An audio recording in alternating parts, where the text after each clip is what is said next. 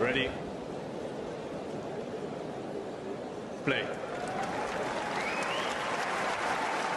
So, coming up on Saturday, at a time yet to be decided, but we'll find out over the coming hours, I'm sure. Francisco Cerundolo up against Nicolas Jarry. I think this is an interesting match, Brenner, for a multitude of reasons on both sides of the net. It's obviously an all Latin American affair. They've never played each other on the main tour, which is, I know you guys were a little bit surprised. I think it was Daniel Medvedev, Casper Ruud that have just played each other 3 times and not since 2021. I know you and Fergus were sort of shocked by that, and understandably so, with 2 guys that have been top 10ers largely throughout that period. But this is also kind of surprising that Cerundolo and Jarry have never played each other on the main tour. They have played each other in a challenger, and we'll come to that, I'm sure, shortly. But yeah, I think this is interesting because both of them are in very different moments in their careers. And I'm not just talking about their ages being slightly different. I'm talking about, let's start with Nicolas Jarry, actually. Normally we would be with Fran, but last year's finalist in Rome, he won his first round here. So he has at least staved off that monumental drop in the rankings for now. I think it would have been, if he'd lost to Gaston in the first round, he'd have plummeted to something like 150. I think he's now looking at a loss to Fran, meaning somewhere around about 100 in the world, and potentially having to qualify for slams coming up, which is a world away from where he was that day in Rome when he makes the final. That whole sort of week in Rome that he had, or 2 weeks, I should probably say, where we are now with these Masters. I saw Nicolas as well in Estoril. Mm-hmm. I'm not sure if it was the most motivated of Nicolas Jarry's. He would often go down, and then the motivation would be there, but it would sometimes be too little, too late. I mean, I think he did actually manage to claw his way back into at least one match and survive, but then he had too much of a deficit in another, as it turned out. But when he had that 15-minute spell, I think I heard Damien talk about this the other day, he would be top 20, top 30 sort of caliber on this surface. But generally, if you're going to win, let's say, back-to-back tennis matches, you need more than a good 10 or 15-minute spell. Yeah, that's kind of how it's been for him in 2025 in terms of just not being able to put it together. You start the season, of course, you draw a center in Australia, and that's obviously not ideal, but at least pushing him to 2 breakers. I mean, you're thinking, all right, like it's a good enough start to the season. But I mean, fast forward to now we're in May and we're in the slower conditions, which, he's fine with. Any clay surface he's fine with. Gets time to load up on those ground strokes and, has a good understanding of his game plan and his game style. The Golden Swing wasn't ideal, and you were there as well. But then, go to Santiago, and it was just kind of a brutal loss to Ugo Carabelli, and I feel like that set things back again. But I mean, you were in Estoril, you saw it. There's that opportunity to, have that spark and really show out, but we just haven't seen it for long enough this season. And, you're going up against a really, really solid, consistent baseliner.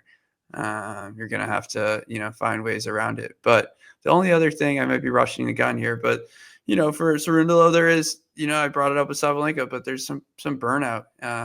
He's been going so deep at every tournament. You're wondering if it's going to catch up to him, and if this is kind of like, the ideal opportunity, for Jarry to kind of step on Cerundolo here and, do what he can. Yeah, that's an interesting point. I actually think this one's actually a tricky one to call for many of the reasons you've highlighted. I think with Cerundolo, I think you're right, and I think there's a lot of players that are just wondering, how do you manage this part of the season on clay when the matches and the rallies are that bit longer, that bit more arduous, that bit more tougher on the body? As we saw last year, actually, with Sinner and Alcaraz getting injured in the early part of the clay court swing, maybe by the time they get to the second week of the French Open, they're that little bit fresher. As long as they get to the second week, they've had enough clay court matches inside them that they can then kick on. Of course, last year for Sinner, I think he got injured in Monte Carlo, whereas I think Carlos's clay season was stop-start with an arm injury that didn't really seem to fully heal up until at least the French Open. I think he had a sleeve on it even then, but it didn't really seem to affect his performances so much. And I was very fascinated with Casper Ruud this year as well, with seeing how he, didn't play any of those 250s that he would often like to do at the beginning of the clay court season. Traditionally, that would have been Estoril, of course, but of course he could have gone to Bucharest or to Marrakesh, but there was the lure of perhaps a dollar or two playing that UTS. But it also means it's a free hit, it's a chilled event, it's a good practice, but it is just a practice in a way ahead of Monte Carlo. And we saw how his results in Monte Carlo and Barcelona were not as good as they were a year ago, and yet we've seen him nicely build up to a crescendo. And from Casper's point of view, of course, he hopes that isn't quite the end of the crescendo, so to speak, with his clay court season. But yeah, coming back to Fran as well, he's gone deep. I think he's gone deep pretty much everywhere. He certainly went deep in Monte Carlo and in Madrid. As coming to Fran, going deep pretty much everywhere. Not quite. He's a bit of a bridesmaid in many respects. I mean, he's gone deep in and other clay tournaments this year as well. I mean, I'm thinking back to Argentina, but if we think more specifically, this section of the clay court season, or the clay court season, at least the European clay court season, we think about how he's gone deep in Monte Carlo, how he's gone deep in Munich, and now how he's gone very deep again recently, and all those breakpoint opportunities he had against Casper Ruud. Yeah, I think an early loss here wouldn't be the worst thing in the world. I think, I'm pretty sure that if he went deep in Rome, even if he has signed up for any other event, which to the best of my knowledge he hasn't, either Hamburg or Geneva, yeah, he's going to need some energy for the French Open. Right. And that's not something that, like I really want to bring up, but, it's part of the sport. And that's, he could go off on a little conversation in terms of, I don't necessarily agree with the scheduling. And, I think is the clay court season too long? Because, now we're getting into that situation for, a few top players. And that's a little bit, frustrating from a fan's perspective, because of course I want him to keep winning, but it might be like a good scheduled loss.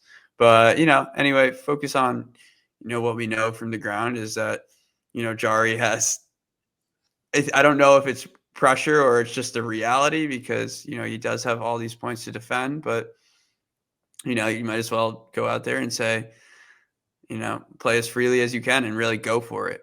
And because that's when Jarry is at his best. The serve's clicking well, he's hitting +1s really well, and giving himself opportunities to dictate.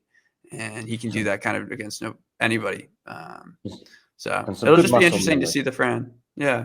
And some good muscle memory here as well for Jarry in terms. So you can look at it two ways. There's obviously the pressure of those points to defend, but there's good memories coming back to Rome. I mean, we're almost talking ourselves, I think, into a Jarry win here. But the form, if you really just want to look at that, it's a clear favorite in Fran. Yeah. It's a difficult section to draw, if I recall correctly. I think it's in the same section as Sinner, and potentially if he got as far as the quarters, either of these two players, I think it could be Casper.